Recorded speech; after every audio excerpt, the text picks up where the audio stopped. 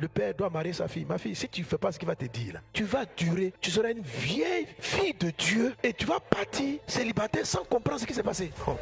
Non, non, non, sérieux.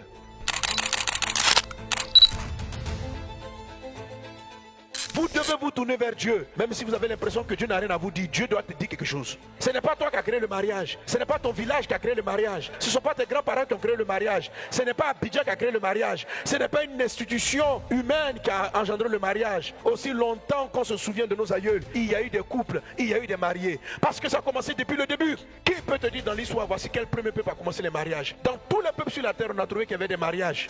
Quand les gens sont arrivés pour coloniser, ils ont trouvé que les gens se mariaient. Ça a commencé où les mariages? Depuis l'origine, depuis le départ. Il y a eu peut-être la polygamie, il y a eu peut-être des abus. Mais l'essence, la cellule maritale a toujours existé dans tous les peuples. Alléluia. Il faut faire comme Marie. Allez voir Jésus, le fabricant du mariage. Quand ton couple ne va pas, quand tu te poses des questions, ne sois pas découragé. Même si ça fait longtemps que tu es à l'église, reste avec Jésus. Il est la réponse. Et puis fais ce qu'il va te dire. Alors quand Marie vient voir Jésus, elle dit, ils n'ont plus de vin. Jésus va lui répondre bizarrement. Il dit, femme, qu'y a-t-il entre moi et toi?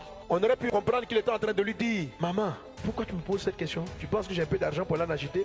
Non. Elle dit, ils n'ont plus de vin. Jésus dit, femme, qu'y a-t-il entre moi et toi? Et il dit ceci, mon heure n'est pas encore arrivée. Mais à quel moment Marie lui a dit, ton heure est venue? Elle n'a pas parlé de ça. Elle a dit simplement, ils n'ont plus de vin. Et lui, il répond, mon heure n'est pas encore venue. De quelle heure parle Jésus? De quoi il parle? Quel est cet échange étrange qui sort de la logique? Et là, il me dit, mais maman, qu'est-ce que tu veux que je fasse? Non. Qu'y a-t-il entre moi et toi? Mon heure n'est pas encore venue. Regarde la suite. Sa mère dit au serviteur, faites ce qu'il vous dira. Est-ce que ce que Jésus a dit, est-ce que ça veut dire qu'il va faire quelque chose?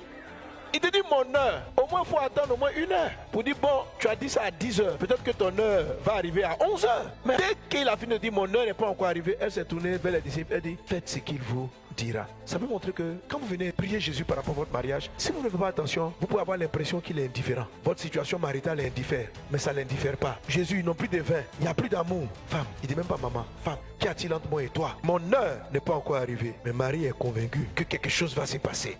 Et elle se retourne et dit, faites ce qu'il vous dira. Autrement dit, elle a entendu dans la réponse de Jésus, mon heure est arrivée. En tout cas, je vais faire quelque chose. Donc elle va préparer les disciples pour dire, faites ce qu'il vous dira. Ça veut dire quelque chose, que tout ce que Jésus a fait par la suite est très spécial. Et c'est donné à tous ceux qui sont en quête du vin de la gloire de Dieu. Faut faire ce qu'il va te dire. Faut pas faire autre chose. Faut pas faire autrement. Ne prends pas un autre chemin. Le problème, c'est que nous ne comprenons pas cette histoire et nous voulons faire à notre manière. Nous voulons nous marier à notre manière. Nous voulons faire les choses à notre propre manière de faire. Faites ce qu'il vous dira. Donc qu'est-ce que Jésus attendait? Que les gens lui soient soumis. Comment l'heure de Jésus arrive-t-elle dans ta vie? Lorsque tu es prêt à faire tout ce qu'il va te dire.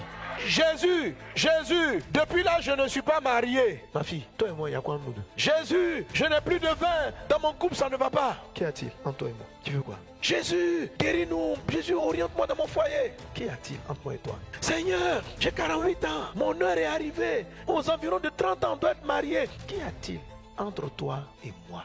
Beaucoup de problèmes de foyer sont coincés à ce niveau de leur débat avec Jésus. Lorsqu'ils prient Jésus, lorsqu'ils invoquent Jésus de venir sauver leur mariage, ils se butent à la réponse de Jésus. Qu'y a-t-il entre moi et toi? Il dit, mais je suis ta fille, je suis ta mère. On n'a pas dit tout ça là. Je suis ta mère. Qu'y a-t-il entre moi et toi? Jésus, c'est la mère qui parle à son fils. C'est pas tout ça là. Tu vois? Donc, tous vos trucs. Oh Jésus, je suis ta fille. Le père doit marier sa fille. Ma fille, si tu ne fais pas ce qu'il va te dire là, tu vas durer. Tu seras une vieille fille de Dieu et tu vas partir célibataire sans comprendre ce qui s'est passé. Oh. Non, non, non, sérieux. La froideur de la réponse de Jésus est ce que nous vivons. Les gens restent dans les célibats parce que la réponse de Jésus est froide. J'ai dit, cette année, j'ai marié. Il dit, mon heure n'est pas encore arrivée. Cette année, c'est mon année. C'est mon année. On est en juillet. C'est mon année. C'est mon année. Août va arriver. C'est mon année. C'est mon année. Jésus, ton heure c'est l'année prochaine, il va te répéter. Mon heure n'est pas encore arrivée. Mais pourquoi l'histoire de l'heure intervient ici? Tout ce que Dieu fait à dessein, l'heure de Christ n'arrivera jamais, à moins que tu te décides à faire tout ce qu'il te dira. Ton célibat va perdurer jusqu'à ce que tu fasses ce qu'il te dira. Tant qu'il va voir que tu as envie de combiner ce qu'il te dit avec ta propre manière à toi, son heure n'arrivera pas. Dès l'instant où tu es disposé à faire ce qu'il te dira, dans la minute qui suit, il réagira. Il faut que tu déclenches la main de Dieu pour ton mariage. Il faut que tu déclenches la main de Dieu pour sauver ton foyer. Sinon, la réponse de Jésus restera froide à tes prières. Jésus, ça ne va plus dans mon foyer. Il va te dire, qu'y a-t-il entre moi et toi? Jésus, le vin est fini dans mon couple. Qu'y a-t-il entre moi et toi? Jésus, mes enfants, ça ne va pas. Qu'y a-t-il entre moi et toi? Mon heure n'est pas encore arrivée. Il ne s'agit pas de lui rappeler vos liens. Il ne s'agit pas de lui rappeler que tu es sa fille. Il ne s'agit pas de lui rappeler que l'année dernière, il t'a promis ceci. Il ne s'agit pas de lui rappeler. Il s'agit d'une chose. Es-tu prêt à faire ce qu'il te dira? Dans l'histoire du mariage, on a tellement envie de faire les choses à notre manière ou à combiner nos méthodes avec celles de Dieu. Il est important d'y renoncer. Si nous voulons connaître le vin nouveau, nous devons faire ce qu'il nous dira. Et nous allons prier pour dire simplement Jésus-Christ. Il est temps pour mon couple de passer à une autre dimension d'amour pour ceux qui s'entendent déjà. Il est temps pour mon foyer, Saint-Esprit. Regarde, toute résistance en moi doit être brisée. Je veux faire ce que tu vas me dire. Alors si tu es d'accord avec, élève la voix et prie et soumets-toi à Dieu. Applique la clé de Marie, c'est-à-dire elle a dit aux disciples, faites ce qu'il vous dira.